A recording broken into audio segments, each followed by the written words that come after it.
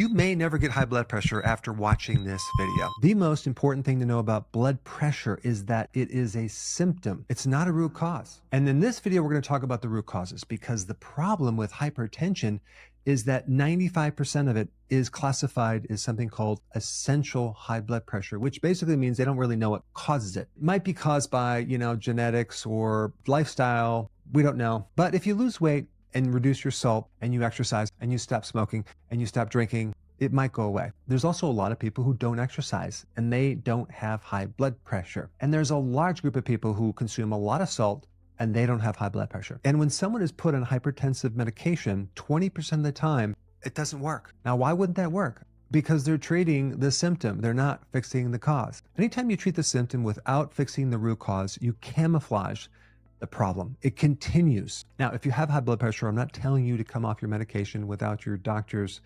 consent, but I want to give you some really important information that will help you get to the root of this problem. All right, now let's get into the root causes, okay? Let's start with the big one, vitamin D deficiency. There is a hormone system called the water pressure control system. When this system gets triggered and it goes up, there is a potent vasoconstriction going on in your arteries. Basically, there's a squeezing of the arteries and the pressure is going to go up. That is triggered by low vitamin D. This system being high also causes a massive retention of sodium. Wherever the sodium goes, the water goes. More sodium, more water, more pressure.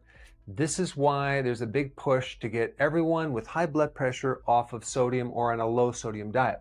They would be much better off giving the person vitamin D and also increasing their potassium. The more potassium you have, the more sodium you could have. Potassium protects you against the excess amount of sodium. People that are salt sensitive are really potassium deficient. And unfortunately, the majority of the population doesn't get enough potassium because you need so much. You need like 4,700 milligrams every single day. No one's getting that much. And also look at how many people are deficient in vitamin D.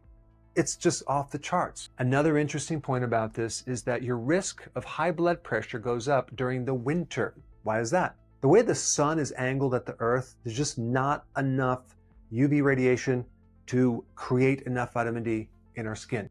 And then we have this other very important factor. The darker your skin, the more you're at risk for high blood pressure. On average, if you have dark skin, your risk for high blood pressure goes up by 2x. Why does this happen? Because melanin in your skin is a pigment and it acts as a sunscreen. It blocks you of ultraviolet radiation, making it very difficult to make vitamin D. This is why the darker your skin, the more vitamin D you need to take or the more sun exposure you need to have. Then you get into the genetic high blood pressure situation. Well, that's usually associated with a genetic problem with vitamin D, which is interesting. There's a super high percentage of people that have a genetic problem with vitamin D that can't absorb vitamin D that well, and they need a lot more vitamin D. So I've even questioned, do we really have a genetic blood pressure problem, or do we have a genetic problem with vitamin D that's causing the high blood pressure? I mentioned that 95% of all blood pressure problems are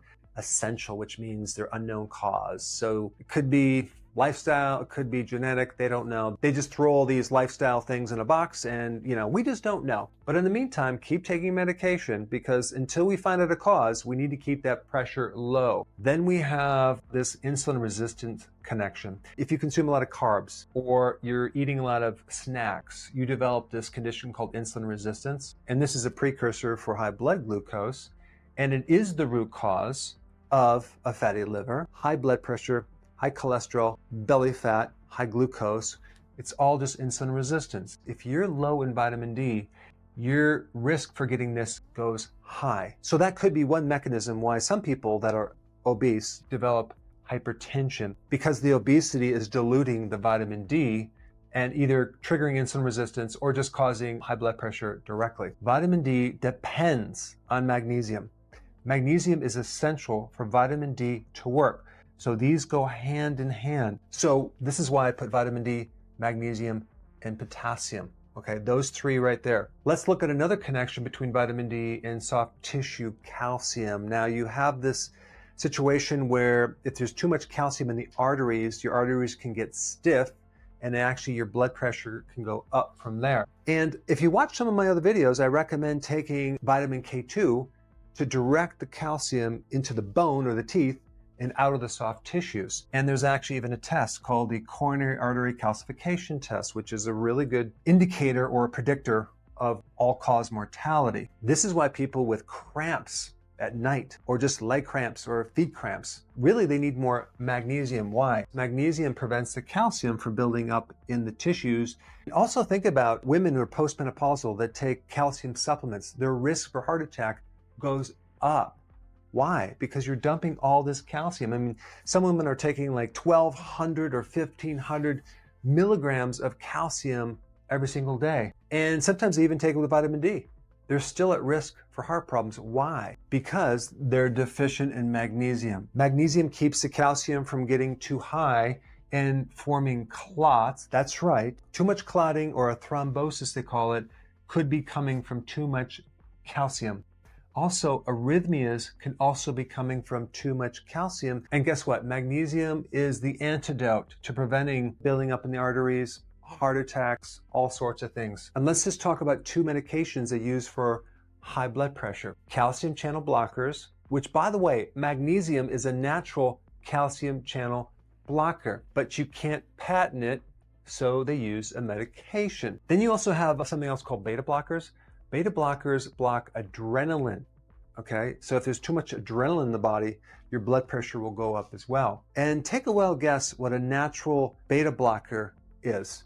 Not just magnesium, but vitamin D. Both of these will naturally decrease adrenaline. Now let's roll into the 4 things I recommend to correct the problem if you have high blood pressure. Okay, vitamin D. I would take 10,000 IUs every single day, but if you're trying to correct high blood pressure, take 20,000 or even a little bit more. Now, if you have any thought in your mind that 20,000 IUs is toxic, being out in the sun for about 40 minutes will give you 20,000 IUs of vitamin D3. So 20,000 is not a toxic level.